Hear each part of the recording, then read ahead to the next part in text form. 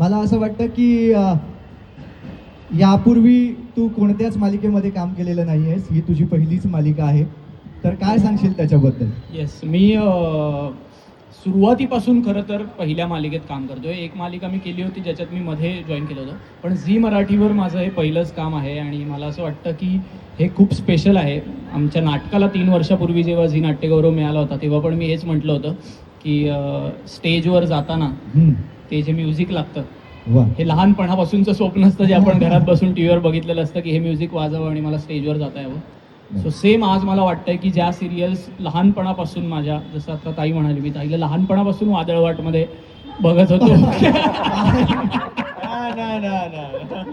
मी आधी तिला लहानपणापासून टीव्हीवर बघत होतो. तर तसंच आदितीच्या लहानपणापासून. Yes yes.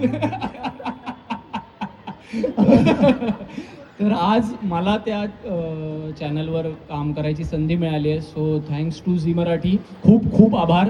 आणि सरांबरोबर काम करण्याची संधी कधीच सोडायची नव्हती. मी सरांना पहिल्या दिवशी सांगितलं होतं की वा. सर, मी तुमच्या सगळ्या, मी सरांना म्हटलं देव माणूसचा मी खूप मोठा फॅन आहे. ते म्हणाले रात्रीच खेळ चाले नाही बघितली.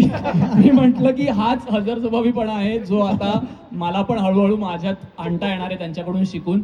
सो थँक्यू सर की मला या सिरियलमध्ये काम करण्याची संधी दिलीत, आणि thanks to Zee Marathi. Thank you so much. वा वा वा वा वा.